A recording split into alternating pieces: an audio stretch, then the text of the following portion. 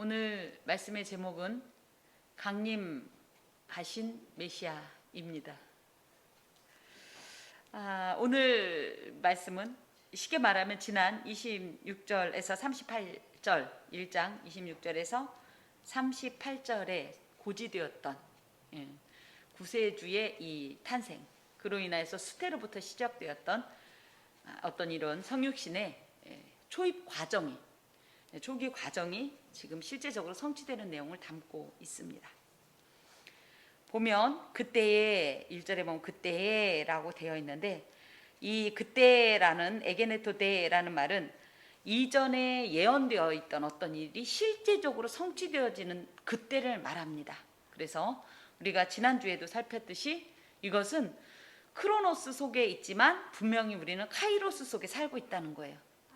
하나님께서 우리는 육안으로 잘 볼 수 없지만, 우리는 언제 예언된 약속한 이 말씀이 이루어질지 잘 모르지만 하나님은 그것을 잊지 않고 지속적으로 기억하신 바 되었다가 가장 적합하고 가장 무르익었을 때 그 일을 이루신다라는 사실을 오늘 이 에게네토데라는 말 속에서 발견할 수 있습니다.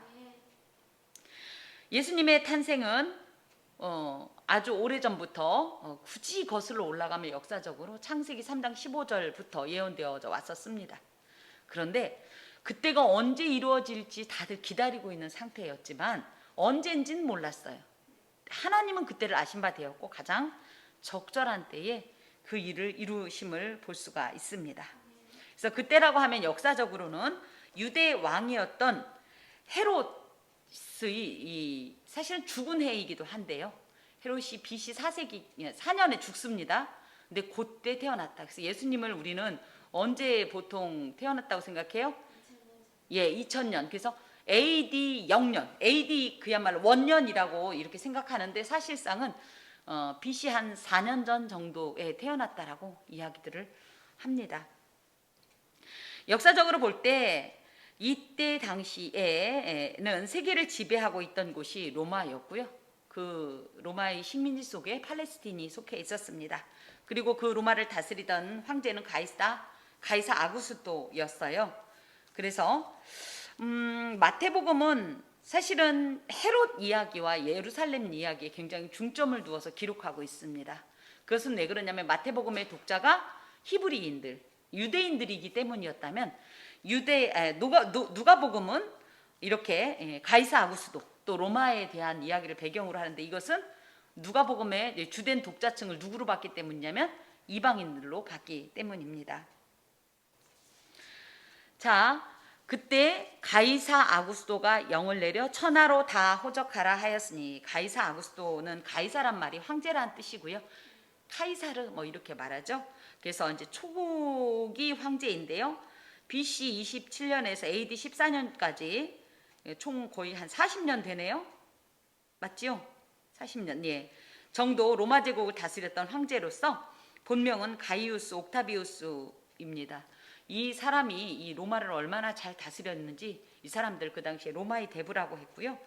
팍스 로마나라는 말이 있습니다.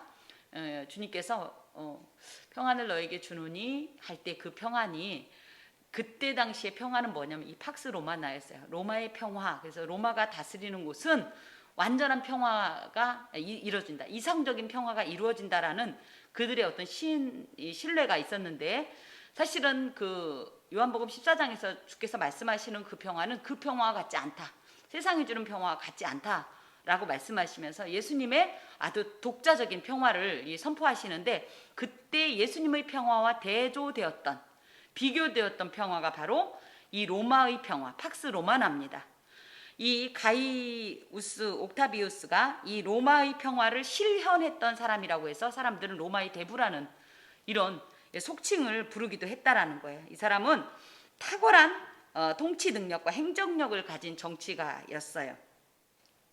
그런데 이 사람이 천하로 다 호적하라라는 이 명령을 내린 이유는 로마가 다스리고 있는 자신들의 소국들을 어떻게 하면 잘 다스릴까를 생각했고, 어찌되었든지 잘 다스린다고 할 때 자신들의 소국에 무언가 유익한 걸 주고자 함은 아닙니다. 우리가 다스리기 편하도록 하고 싶어서 그 대표적인 예가 어찌됐든 이 다스리기 편하다는 게 이들에게 무언가 복지를 주고 싶은 건 아니고 얘들을 통해서 우리가 착취할 수 있는 최대한을 착취하자 이런 의도라고 할 때 착취할 수 있는 게 뭐예요? 일단 세금, 그죠? 세금을 효과적으로 잘 이렇게 징수할 수 있도록, 그리고 인구 조사를 하게 되면, 그쵸? 이들을 잘 효율적으로 통치하고 뭐 군사들을 뭐 이렇게 착출할 수도 있고 이런 것들 때문에 이런 영을 내리게 된 겁니다. 그래서 이런 명령을 내렸다 할 때 천하로 다 호적하라 라는 표현은 로마 제국 통치 영역이 이제 천하로 표현되는 거예요. 천하면 우리는 온 세상을 말하는데 그들 입장에서 천하는 그들이 다스리는 모든 곳을 말합니다. 그래서 그 모든 곳에 이 가이사 아구스도의 명령이 효율적으로 전파돼 가지고 실현되는 것처럼 사실은 예수 그리스도의 이런 어떤 탄생이 이렇게 온 천하에 영향을 미친다는 것을 또 역으로 강조하는 말이기도 합니다. 예수님께서 태어나신 곳은 유대 중에서도 산골 이 베들레헴에서 이렇게 태어나셨는데 이렇게 대단히 유능하고 유명한 어떤 가이사 아구스토와 같은 영향력은 아니었을지 모르지만 오히려 예수의 나심은 온 천하로 하여금 그 영향력 아래 있게 하는 그런 효과가 있었다라는 것을 이야기하기 위해서 누가가 이런 표현을 하는 겁니다.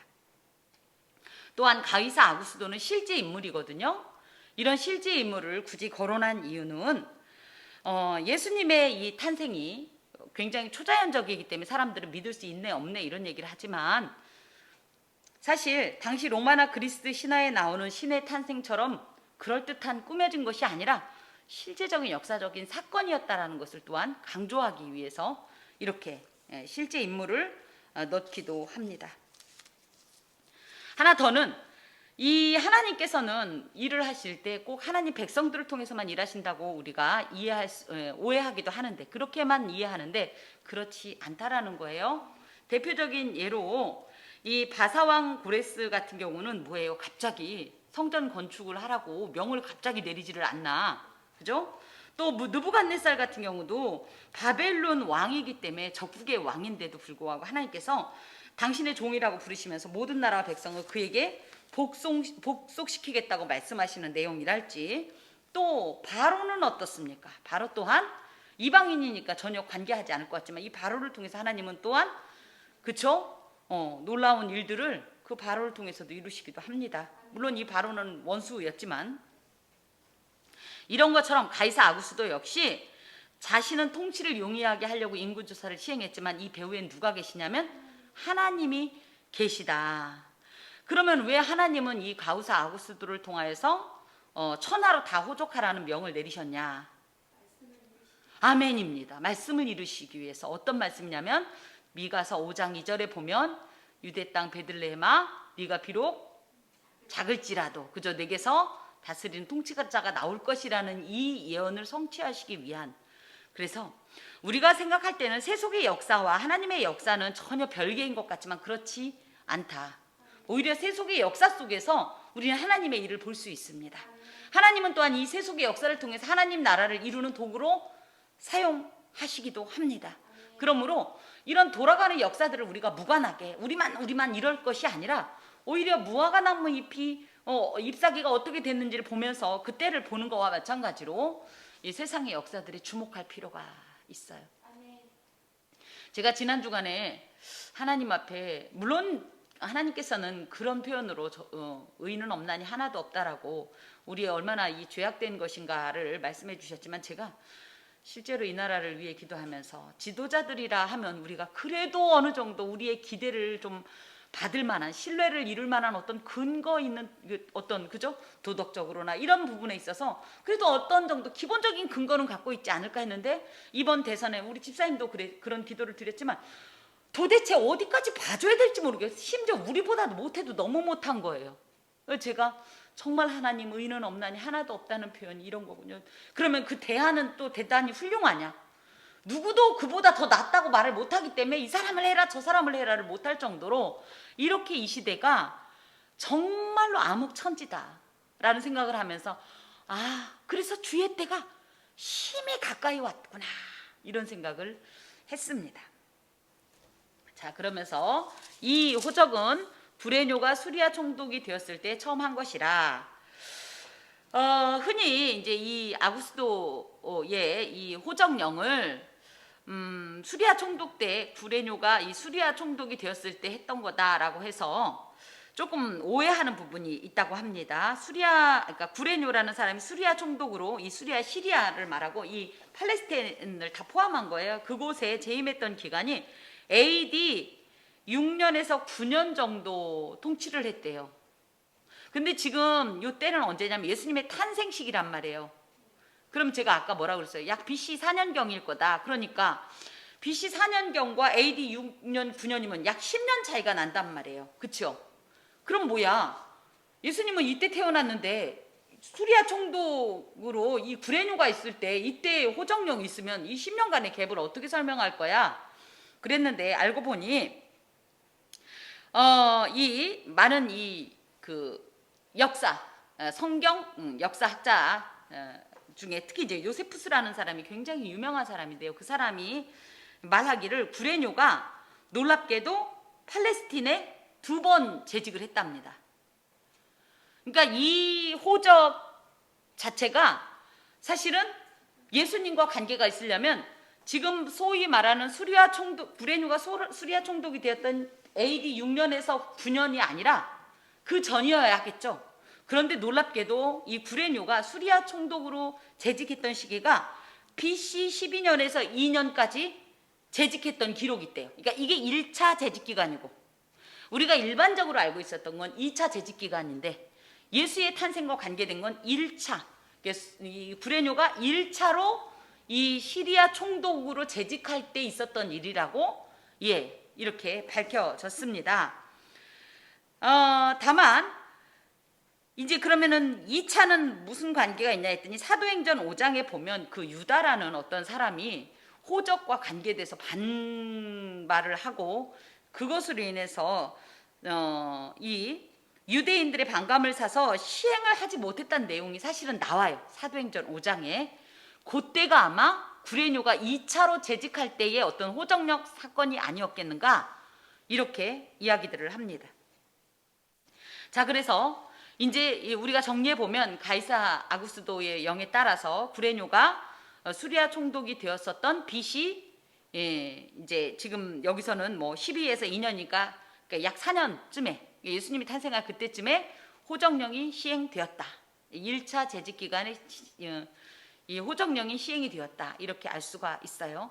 그리고 이때에는 이 로마가 이 호적령을 내리면 로마 사람들이 직접 와서 이렇게 보통은 그렇게 인구 조사를 하는데 그렇지 않고 뒤에도 보지만 이 팔레스틴 자체적으로 이렇게 각 지역별로 호적령이 시행되었습니다. 그렇게 해서 이것을 수합해서 로마에 보고하는 식으로 이렇게 호적령이 시행이 되었는데 그 내용이 이제 3절에 보니까 모든 사람이 호적하러 각각 고향으로 돌아갔다. 우리 인구조사할 때 다 고향에 가서 하나요? 어떻게 하죠? 그냥 있는 곳에서. 그런데 이렇게 모든 사람이 이 고향으로 호적 신고를 하러 돌아갔다라는 것은 이 유대인들의 어떤 특징과 관계가 있습니다. 유대인들에게는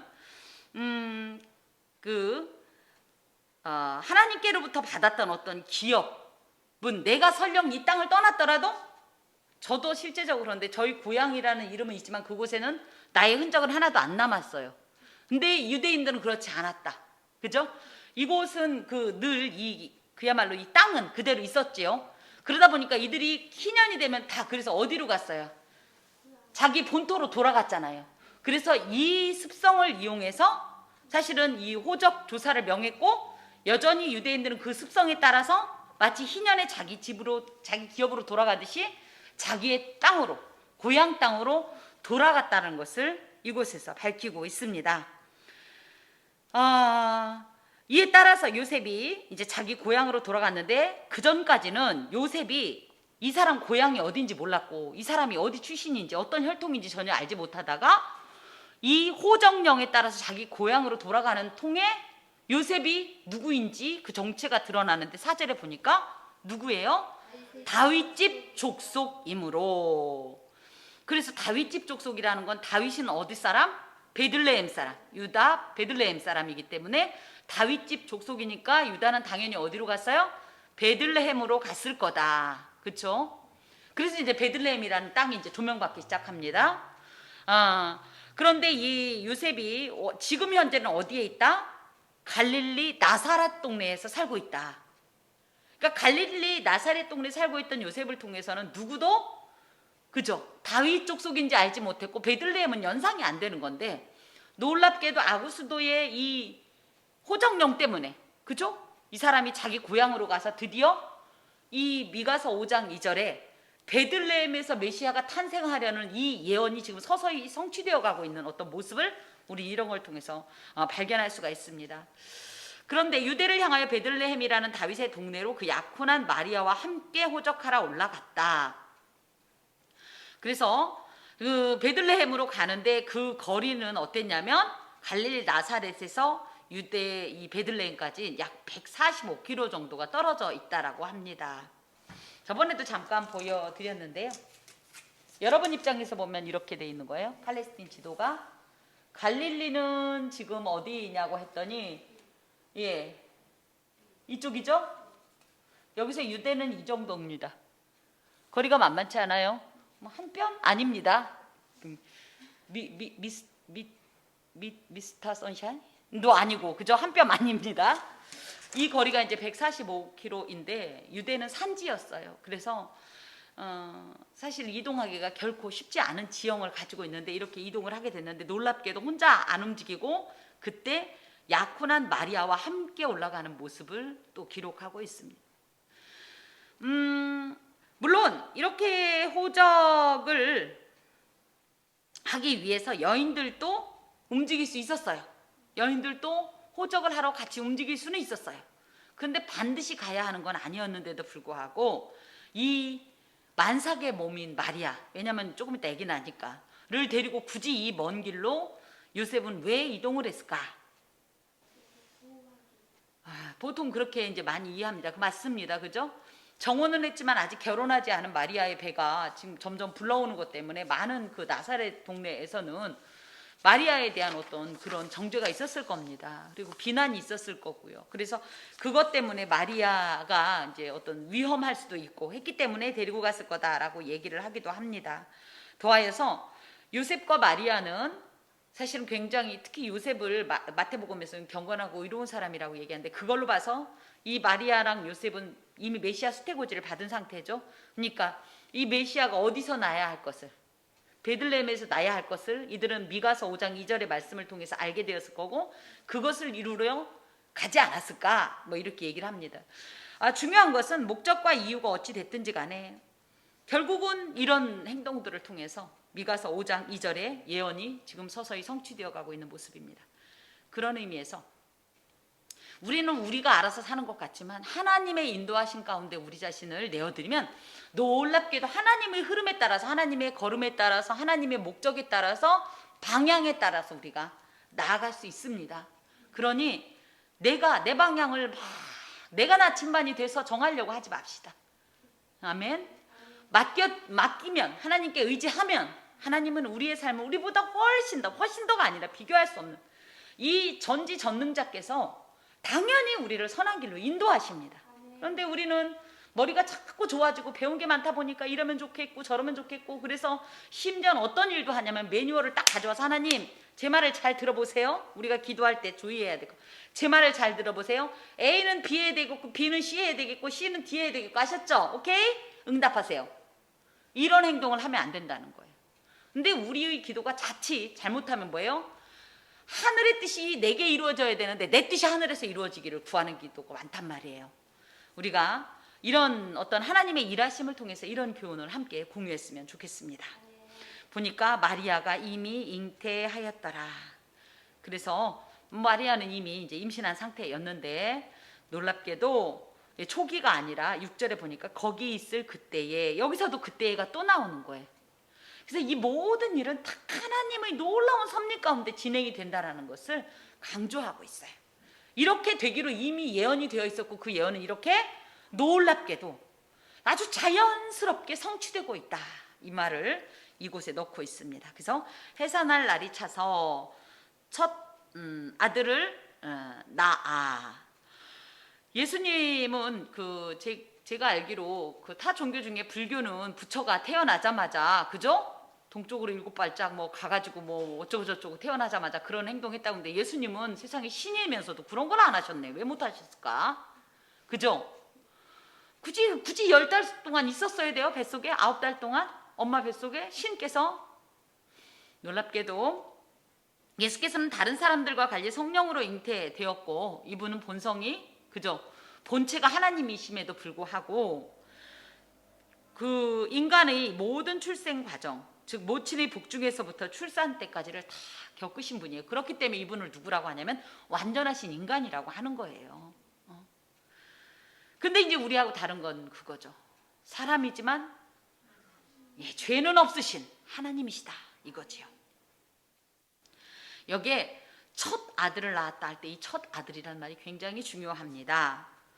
첫 아들 프로토토코스라는 말은요. 사실은 물론 모든 창조물보다 먼저 나신 이라는 골로새서 1장 말씀을 대변하는 말씀이기도 해요. 예수님을 첫 열매다 뭐 이렇게 표현하기도 하고 그래서 이제 그 내용 중에 죽은 자들 가운데서 먼저 나신 자다 골로새서 1장 18절에 또 이런 면에서 첫 아들 그래서 모든 창조물보다 먼저 나셨고 또 죽은 자들 가운데서도 먼저 나신 이런 첫 아들이라는 개념도 있고요. 또 우리 말에 이런 말이 있죠. 첫째가 잘해야 그죠? 본받는다 뭐 이런 것처럼 예수께서는 모든 이 피조물보다 가장 우선적으로 존재하시고 나신 첫 아들이기 때문에 그 첫째가 잘했기 때문에 우리 성도들도 기꺼이 본받을 만한 분이다. 이럴 때의 첫 아들이라는 개념도 있습니다. 어찌됐든 이런 걸 통해서 모든 인류보다 뛰어나신 예수 그리스도의 장자성과 또한 그런 장자 되신 예수 그리스도를 우리가 본받아야 되는 성도의 귀중한 모범이라는 이런 의미를 갖고 있긴 해요. 그런데 이거를 카톨릭에서는 조금 오해합니다. 뭐라고 하냐면 동정녀 그러니까 마리아를 우리는 그냥 마리아라고 하는데 여긴 뭐라고 그래요? 동정녀 마리아, 성마리아, 성모라는 표현을 하는 이것입니다. 그래서 마치 마리아가 신인 것처럼 이렇게 섬기는 이런 모습 속에서 여기서 강조하고 싶은 건 마리아가 아니에요. 성경에선 마리아를 강조하고 싶은 게 아니에요. 우리가 이제 후에도 보겠지만 마리아는요 사람이에요. 그래서 지금은 굉장히 그죠? 신인이신 예수 그리스도를 담지하고 있는 담지자로서 무언가 있어 보이지만 나중에 보면 자기가 이미 천사로부터 직접 계시를 받은 자고 남자와의 어떤 관계도 없었는데 성령으로 잉태해서 출산 과정을 겪은 그건 마리아만 아는 문제인데 이 마리아가 뭘 하냐면 나중에 예수님을 잃어버렸을 때 일반 엄마하고 똑같은 행동하죠. 그렇죠? 그리고 뭐예요? 예수님이 사역할 때도 뭐라고 그래요? 사람들이 쟤 미쳤다 그러니까 그 미친 예수님을 자기 아들, 딸들하고 데리고 가서 데려오려고 하고 이런 행동을 하는 것을 봐서 마리아는 절대 성자가 붙으면 안 되는 거예요. 그런데 카톨릭에서는 자꾸만 마리아를 어떻게 보면 약간 신성을 가진 어떤 존재로 숭배하려고 하는 이런 의도가 있는데 그것을 우리가 굉장히 유의해서 이런 말씀들을 해석해야 합니다. 마리아는 결코 성모가 아닙니다. 그냥 하나님의 물론 너무나 복되고 영광스러운 도구이긴 하지만 하나의 도구였다. 통로였다. 우리가 그렇게 이해하면 되겠습니다. 강보라는 건요. 보통 아기 나면 뭘로 싸죠? 이불 같은 걸 싸는데 이 강보는 그러니까 출산 준비가 안 된 상태를 말해요. 이 히브리인들은 뭐해요? 여성들이 머리에다가 이렇게 천 쓰죠? 그걸로 이렇게 그냥 이렇게 예수님은 그러니까 엄마가 아마 쓰고 있던 이걸로 그냥 그러니까 전혀 이 해산 준비가 안 된 상태에서 예수께서 태어나셨죠. 주님은 그야말로 그때가 됐지만 인간들은 그렇게 준비하지 못하는 그런 모습들이 여기에도 나타납니다. 설령 그때를 알았다 할지라도 그 먼 거리 동안에 이 마리아가 또 온전한 어떤 그죠? 출산 준비를 하는 것도 무리는 됐겠지요. 그러면서 구유에 뉘었으니 이 구유라는 말은 파트네라는 말로 여물통이에요. 밥그릇이에요. 소밥그릇인지 말밥그릇인지 양밥그릇인지 모르지만 근데 우리가 조금 오해하는 게 있습니다. 예수님은 태어난 곳이 어디예요? 마국간이라고 하면 말이 지내는 어떤 그런 외양간을 말하는데, 물론 솔로몬 때도 말이 들어오긴 했지만 팔레스틴은요 말이 달릴 만한 곳이 아니에요. 지금 아까도 보여드렸다시피 산지가 많기 때문에 말은 평지에 유능한 존재입니다. 그래서 노새, 나귀 이런 것들이 사실은 낙타 이런 것들이 차라리 나은데, 그렇기 때문에 말은 일종의 그리고 전쟁용이에요. 나중에 우리가 예언서 등을 보면 말에 대한 얘기가 나오는데 말 얘기가 나오면 전쟁과 연관되는 어떤 그런 표현이지, 그렇기 때문에 마국간이 아닙니다. 그냥 굳이 얘기하면 그냥 우리간이라고 표현해야 될까요? 외양간이라고 표현해야 될까요?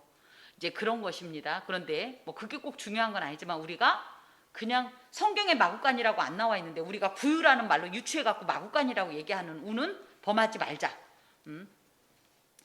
이 여물통이라고 하면요 그야말로 이 짐승들이 사는 곳인데요, 우리나라를 생각하면 짐승들은 어디 살아요? 본 안채에 살아요? 아니면 별도의 공간에 살아요? 예, 그런데 팔레스틴의 가옥 구조는 독특합니다. 그래서 어떻게 하냐면 하나의 큰 공간을 이렇게 만들어요. 아까 오전에도 이제 그런 표현을 이렇게 만들면 이 공간을 반으로 나눕니다. 그래서 한 공간은 흙을 좀 돋우어요. 좀 높여요. 조금 더. 그리고 한 공간은 낮은 상태입니다. 그래서 높인 곳에는 사람들이 살고 낮은 곳에서는 짐승이 살고, 그러니까 한 집에서 사는 거예요. 우리 이제 왕왕 우리 교회 설교 속에 이제 재규가 간간히 나오는데요. 재규는 원래는 이 낮은 곳에 살아야 되는데 높은 데서 함께 사는 거잖아요.